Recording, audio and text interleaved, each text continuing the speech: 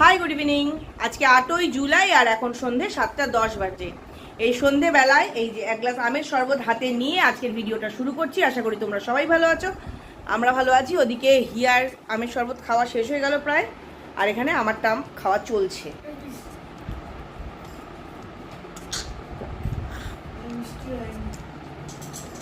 একটু কম মিষ্টি হয়েছে, তার কারণ আমি কোনো চিনি দিইনি, আমগুলোই মিষ্টি। এখন একটা মিষ্টি নিয়ে খেয়ে নে, মনে মনে পেটে গিয়ে মিষ্টি হয়ে যাবে, মিশে যাবে। এই সন্ধেবেলায় ভিডিও শুরু করলাম কারণ সারাদিন না আজকে অনেকটা সেলাই করেছি, খানিকটা ফেব্রিক করেছি, ওই কাজগুলো করছিলাম, তাই আর ভিডিও করার দিকে মনোনিবেশও করিনি, ভিডিও এডিটও করিনি। এখন ভিডিও এডিট করব।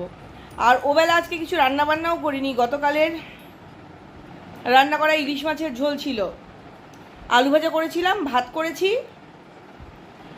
বললাম না ওবেলা অনেক কাজ করেছি, তার মধ্যে হচ্ছে আবার কেটকে স্নান করিয়েছি, সিঁড়ি মুছেছি। আমগুলোকে বাঁচিয়ে খেতে গিয়ে কিছুই আসছে না। বরফ, বসে বসে বরফ চিবাচ্ছে। ভাল লাগে এমনি এমনি জল জল বরফগুলো খেতে ভাল লাগে। এইসব উৎপাতের খাবার আমি খাই না। আয়রন কম আছে, তাহলে কলা খা, কলা খেলে আয়রন বাড়ে।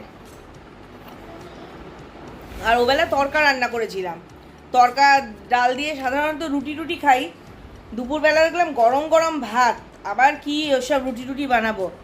ইলিশ মাছ তরকা আর গরম ভাত খেয়ে নিয়েছি, কারণ ঝোল একটু কম ছিল। এখন রান্না করব হচ্ছে ডিমের ঝোল, ডিমের কষা।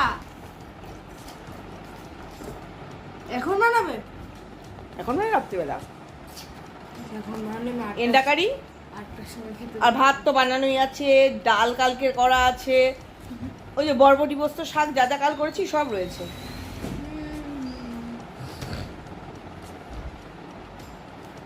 কালকে দুপুরে তো সব দেখিয়েছিলাম কি কি রান্না করেছি। কেটকে না পরে দেবো। পাপাকে চা দিলি? কেন চা দিব? বেরিয়েছি তো টয়লেট থেকে। বেরোয়নি? না, আমি ভেবেছি ওর বাবা হাত পা ধুয়ে চলে এসছে, হয়নি এখন।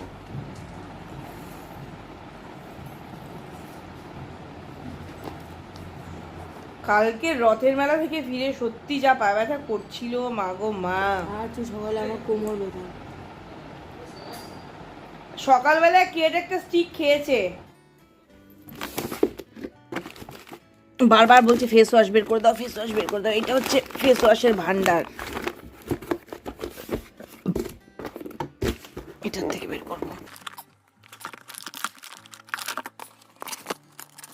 এই যে একটা বের করলাম, একটা বের করে নিলাম। এটাকে বড় বক্সে ফেলে দিই, জায়গা এত কম পড়ে যায় না। দুটো কেটের মধ্যে ভরে দিলাম,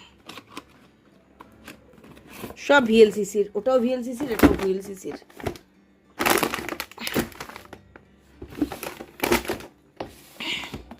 কেটকে নিয়ে যে নিচে গেছিলাম, পায়ে এমন মশা কামড়েছে, এখনো জ্বলে যাচ্ছে।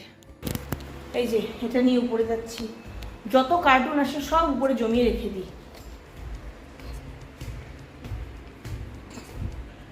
এই যে এখানটা সব আছে, সব কার্টুন। বড়টা তো ফেলবো না, টিভিরটা যত, টিভিরটা বাদে যত আছে সবগুলোকে পুজোর সময় ভাঙাচোরা রেখেছি, বিক্রি করে দেবো। এখন একটা জিনিস দেখাবো, এই যে হাতের মধ্যে হাত দিচ্ছে,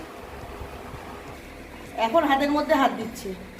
ওরে বাবা, ওরে বাবা, ওরে বাবা, কি করবো কি করবো, আমার হাতে কি আছে? আমের সাথে পাচ্ছ কি চুলকে দিতে হবে? এখন এরকম করছে, কিন্তু দুপুরবেলা আমার উপর যা ঘ ঘ করেছে আজকে, ভীষণ রেগে গেছিল আমার ওপর। একে তো স্নান করিয়ে দিয়েছি, স্নানটা করতে ওর বড্ড ভালোবাসে, স্নানের সময় কোনো বক্তব্য রাখে না। আমি ওকে শ্যাম্পু মেখে বসিয়ে দিয়ে উপরে এসে সিঁড়ি মুছি, এটা ওটা করি, তারপর যাই, ওর কোনো বক্তব্য থাকে না, সুন্দর মতো থাকে। আজকে যেটা করেছি, ওর অস্ত্র কেটে দিয়েছি। এই যে পায়ের নখগুলো এত বড় হয়েছিল, মানে বেঁকে বেঁকে গেছিল। ওর অসুবিধে হচ্ছিল। কি হাতে কি আছে আমার? আরে হাতটাই খেয়ে ফেলবি নাকি রে? কি করব, চুলকাবো? এই যে দুটো হাতেরই নখ কেটে দিয়েছি। পেছন দিকের পায়ের নখগুলো কিন্তু বড় হয় না, কিন্তু এই সামনে হাতের নখগুলো এত বড় হয়ে যায় যে কেটে দিতে হয়। আর এর আগে একবার, অনেক বছর আগে, লকডাউনের প্রথম নখ কাটতে গিয়ে এমন নখ কেটেছিলাম যে রক্ত টক্ত বেরিয়ে গেছিল। কিন্তু আজকে খুব সুন্দর করেছে, মুখটাকে আটকে নিয়েছিলাম,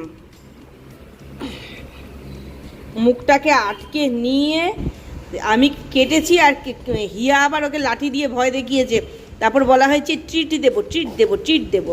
আজকে দুবার ট্রিট খাওয়া হয়ে গেল। এখন পাপা একটা ট্রিট দিল, আমরা দুপুরবেলায় নখ কেটে তখন আবার ট্রিট দিয়েছি। দেখো সুন্দর, একটু দেখাও, একটু দেখো তোমার হাতটা। এই দেখো সব নখগুলো সুন্দর করে কেটে দিয়েছি। এই যে দাঁড়া, আর কাটবো না এখন, আর কাটবো না এখন, আর কাটবো না। এই ফার্স্ট নখটা দেখো একটু একটু বাঁকা, দেখেছো? ওখানে গিয়েও এমন ঝাটকা দিয়েছে যে আমার হাত থেকে নেল কাটা সরে গেছিলো। কোথায় যাচ্ছিস তুই? ওদিকে, এদিকে, এদিকে, এখানে এখানে এখানে। আরে বাবারি, হ্যাঁ। আচ্ছা চুলকাচ্ছি, এই যে চুলকাচ্ছি। সব ডিস্টার্ব মানে করি, কথা বলি কেন? খালি চুলকাতে হবে, খালি চুলকাতেই থাকি। এখন যাই, বাবাকে চা দিতে হবে, যাই, পরে আবার চুলকাবো। সন্ধ্যাবেলা চা একদম রেডি। নিজের সেলাই, ফেব্রিক, সেই সমস্ত কাজকর্ম বাদ দিয়ে দেখো বসে কি করছি। এই দেখো বই খাতা নিয়ে বসেছি, হিয়ার জন্য এক গল্প লিখতে হবে। দেখো গল্পের নামটা তো এই বিষয়ের ওপর গল্প লিখে দিতে হবে। চোর পালালে বুদ্ধি বাড়ে। অগত্যা মেয়ে যখন বলেছে স্কুলের হোমওয়ার্ক আছে, লিখতে তো হবেই। আমি কি গল্প লিখি কা? কিন্তু কিচ্ছু করার নেই, মারা বলতে পারে না আমি এটা পারি না। কারণ আমার মেয়ে তো প্রাইভেট পড়ে না, ওর বাবা পড়ায়, নিজে পড়ে। আর সুতরাং আমাকে তো করে দিতেই হবে। আর একটা জিনিস দেখাই, লিখতে লিখতে ক্যামেরাটা অন করলাম আমি এই কারণেই, আমি কি লিখছি সেটা দেখানো জরুরি না, অন্য একটা জিনিস দেখাই। এই দেখো, এটাতে বেশি বেশি ছোট, এটা নার্সারিতে ভর্তি হওয়ারও আগে। এটা তখন মন্তেশ্বরীতে পড়তো, ওর স্কুলের ফর্মে দিতে হবে বলে এটা তোলা হয়েছিল। এটা যখন স্কুলে হয়ে গেল, এটা দেখাচ্ছ? হ্যাঁ, এটা যখন স্কুলে প্রথম ভর্তি হয়েছে তখন বলেছিল একটা ছবি তুলে দিতে হবে, ইউনিফর্ম পরা, সেই ছবি। এটা হচ্ছে এই স্কুলে অ্যাডমিশন টেস্ট যখন হয়ে গেছে, ও চান্স পেয়ে গেছে, তারপরে ন্যাড়া করে দিয়েছিলাম, তারপরে এরকম চুল আছে। এই ছবিটা কেন জানি না একটু কিউট দেখতে বেশি। এই ছবিটা চুলও বড়। এই ছবিটা তো একটা ছেলেদের মতো ছিল। হ্যাঁ রাখবো।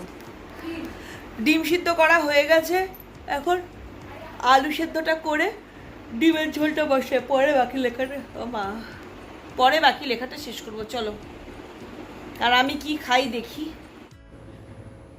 এই কদিন বৃষ্টির পরে আজকে রোদ ওঠাতে এত গরম পড়েছে, মানে রান্নাঘরে থাকতে কষ্ট হচ্ছে। না, ফ্যান চালানো যাবে না, রান্নাঘরে থাকতে কষ্ট হচ্ছে, কিন্তু তবু কিছু তো করার নেই, রান্না করতেই হবে। রান্না বসিয়ে দিয়েছি, রান্না হয়েও এসছে।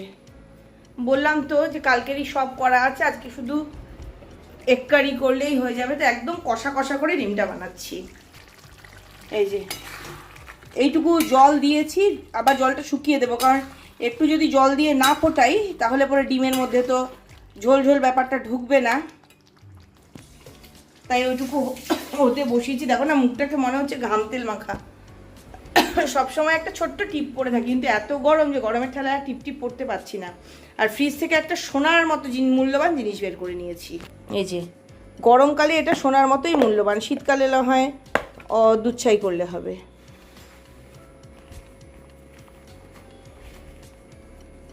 এইটুকু ধনেপাতা নিয়ে এসছে 20 টাকা দিয়ে, তো সে মূল্যবান না, এর থেকে অল্প একটু নিয়ে নিই বাবা। আবার এরকম প্যাকিং করে সুন্দর করে রেখে দিতে হবে।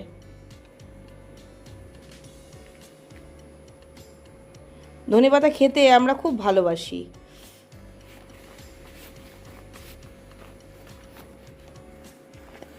তাই এই সিজনেও পেলে পরে নিয়ে আসে, কিন্তু একদম অগ্নিমূল্য, স্বর্ণমূল্য।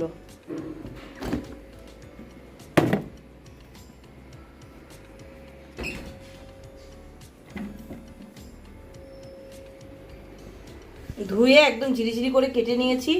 কি সুন্দর গন্ধ বেরিয়েছে। এই গরমকালের ধনেপাতা কিন্তু ভালো, সুন্দর মিষ্টি গন্ধ বেরিয়েছে। কতজনের রান্নার কত রকম পদ্ধতি, সেদিন একজনের ব্লগে দেখলাম সেরকম উপর দিয়ে ধনেপাতা দেয় না কখনো, বলছে তাহলে তো গন্ধটা থাকবে না, গন্ধটা উড়ে যাবে। সবসময় রান্না করে রান্নাটাকে যেই পাত্রে ঢালে, মানে এরকম কড়াইতে রান্না রেখে দেয় না, পাত্রে ঢেলে ফেলে এবং পাত্রের নিচে ধনেপাতার কুচিটাকে ছড়িয়ে দিয়ে তারপর রান্নাটাকে ঢালে। ঢেলে পরিবেশন করবে না, 10-15 মিনিট পরে ওটাকে ভালো করে নাড়বে, উপর নিচ ভালো করে মিশিয়ে নিয়ে তারপর পরিবেশন হবে। বলছে তাহলে ধনেপাতার গন্ধ সবচেয়ে ভালোভাবে পাওয়া যাবে। কিন্তু আমারও তো করার সময় হয় না, কারণ আমার তো ওই কড়াইতেই থাকবে। এখন হিয়ার জন্য দুখানা রুটি ভাজি, ওর বাবার ভাত করা আছে। গরমে না ভালো লাগছে না, কিছুই করতে ইচ্ছে করছে না।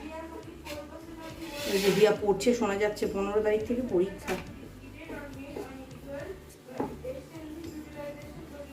এই গোটা বছরটাই তোমরা খালি হিয়ার পড়া পড়া পড়া শুনবে, যেহেতু 10। আমার রাতের খাওয়া হয়ে গেছে, ভেবেছিলাম দেখাবো, ভুলে গেছি। এই যে এই স্যুপ, এই কর্ন স্যুপটা খেতে আমার বেশ ভালো লাগে। সুইট কর্ন স্যুপ নিয়েছি, আর সুইট কর্ন স্যুপের মধ্যে একটু ওটস ফেলে দিয়েছিলাম। আয় আয় চলে খাওয়াছি। হিয়াকে ওর খাবারটা দিয়ে দিলাম। আর আমি যেটা বলছিলাম, আমি একটু কাপ স্যুপ বানিয়ে নিয়েছিলাম আর তার মধ্যে দিয়ে দিয়েছিলাম অল্প পরিমাণ ওটস। স্যুপটা বেশ একটু ভারী ভারী হয়ে যায়, ওটসটাও খাওয়া হয়ে যায়। কিন্তু আজকে কি হয়েছে, জলের মধ্যে ডাস্টটা দিয়েছি, ব্যাস দলা পাকিয়ে গেছে। ওটা শুধু ওটসেরই স্বাদ পাওয়া যাচ্ছিল, স্যুপের আর স্বাদ পাওয়া যাচ্ছে না। স্যুপটা এরকম দলা পেকে আছে, তাই আমি আমার বুদ্ধি অ্যাপ্লাই করে কি করেছি, তার মধ্যে একটু আলু পোস্ত মিশিয়ে দিয়েছি। এই যে আলু বরবটি পোস্ত দিয়ে স্যুপ খেয়েছি।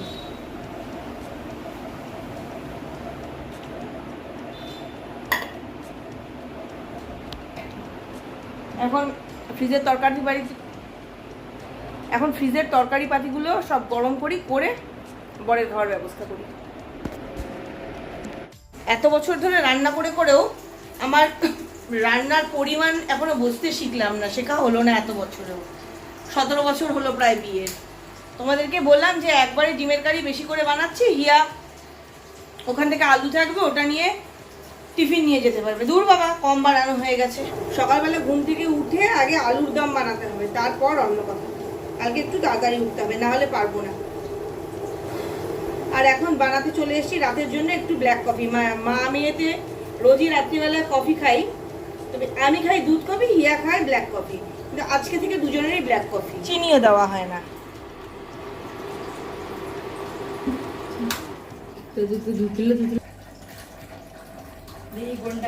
ওইটা তোর ছোটটা।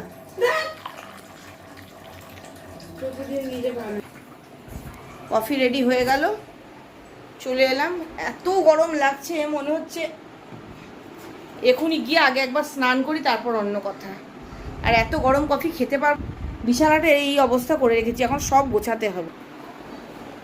আর আমি বেশ মজাতে আছি যে আমার এই বেড কভারটা না, আমার একটা পাতা এঁকেছি, আমার নিজেই ঠিক মনোপুত হয়নি, তাই দাদাকে একবার দেখাতে হবে। আর এই পার্পেলটা ভেবেছি শেষ, ও মা, গুছিয়ে রাখতে গিয়ে দেখি একটা পাতা বাদ পড়ে গেছে। এই পাতাটাকে করে নিই, তাহলে হয়ে যাবে।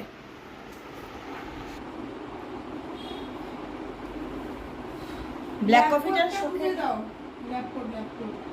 পরে দিচ্ছি। ব্ল্যাক কফিটা কিন্তু শখ করে খাচ্ছি না, প্রচন্ড ঘুরি বেড়েছে। যে জামাই ট্রায়াল দিতে যাচ্ছি, দেখছি বাকি সব জায়গায় ঠিক 2তে আটকে যাচ্ছে, এইটা ঠিক নেওয়া যাচ্ছে না। ওই জন্য ইচ্ছে না থাকলেও ওই ব্ল্যাক কফি খেতে হবে। আজকে আর এত ভুঁড়িটা কমেছে, খাওয়ার কন্ট্রোল, তারপর ব্ল্যাক কফি এইসব করে। ওমা, যেই আগে যেই জামা ওর টাইট মানে ওর ভুঁড়িতে আটকে যেত, সেই জামাগুলো ওর কি সুন্দর হচ্ছে। পুরনো কত বাতিল জামাগুলো ওর এখন ঠিক হচ্ছে। আমার আগে এক্সেল লাগতো, এল লাগতো। আর এইবার জামা আগে এক্সেল এল কিনতো, আর এবার জামা কিনলো এম। এস কোনটা? একটা এম না, না ব্র্যান্ড হিসেবে সাইজের আলাদা আলাদা হয়, ওই জন্য এস লেগেছে, নাহলে এস লাগে না, ওই এম।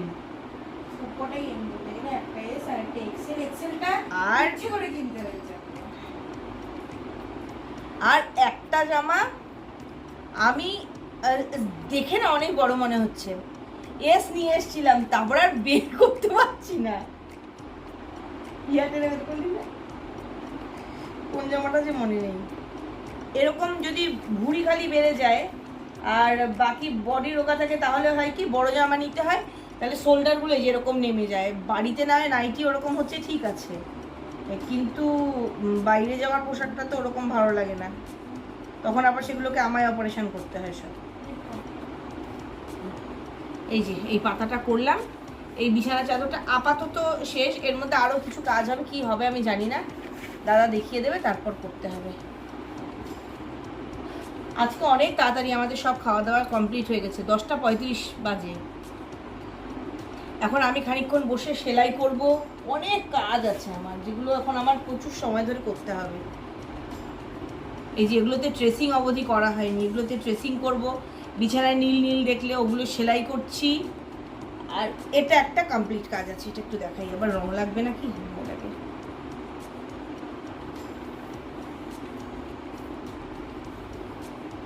ভালো লাগছে বাবা? সাদা, একদম সাদা টেবিল ক্লথ, অনেকদিন পরে করতে দিয়েছে, সাদা সাধারণত দেয় না। এটা হয়ে গেছে, চাহিদা কম, লোকে সাদা কিনতে চায় না, মেনটেন করা অসুবিধা না, তাও হয়তো কেউ চেয়েছে টেয়েছে, মনে হচ্ছে ওরকম অর্ডারের মনে হয়, সেই জন্য করালো, না হলে সাদা করায় না।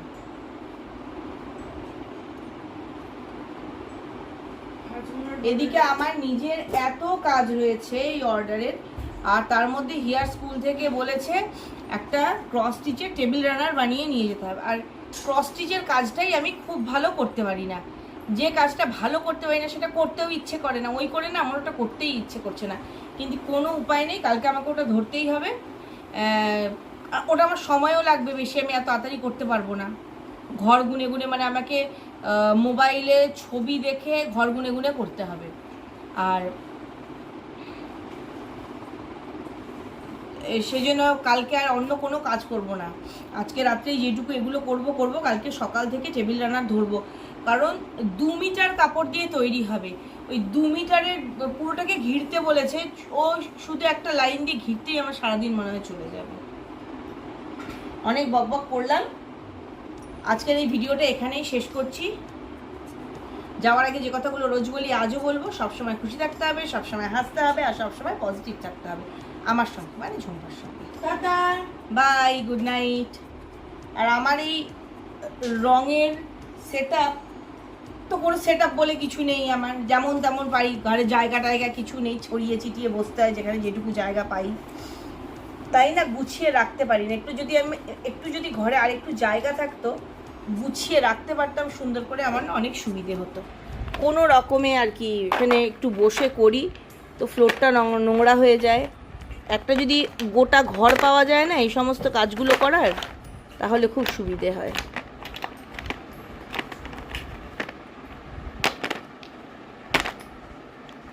এখানে কিছু রং আছে, এখানে তো সব ছোট বোতলগুলো, মানে এটা রেগুলার ইউজ করা হয় এইগুলোর থেকে। ঢাকনা কোথায় গেল? তো ছোটোগুলো কিনলে না খরচা বেশি হয়, ছোট রঙগুলোর দাম বেশি, সেই জন্য এই দেখো মোটামুটি সব রঙেরই এখানে 12-14টা অবধি এখন অবধি কেনা হয়েছে। এগুলো হচ্ছে 100 গ্রামের বোতল। আর ওই ভেতরে কই গেল, ওই যে একটা দেখতে পাচ্ছ লেমন ইয়েলো একটা দেখতে পাচ্ছ, আরও একটা পেছনে আছে হোয়াইট, এগুলো হচ্ছে সব 500 ml এর বোতল কিনেছি, সুবিধে হয়। এই যে দেখো এত লেমন এলো, ছোট বোতলের হিসেবে ধরো 6-7 বোতল লেগেছে এটা করতে। ওরকম বড় বোতল কিনে নিলে না একটু সাশ্রয় হয়।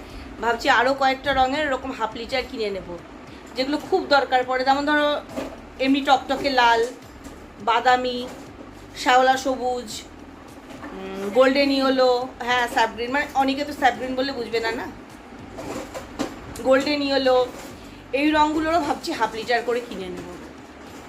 অনেক বক বক করে ফেললাম, টাটা, গুড নাইট।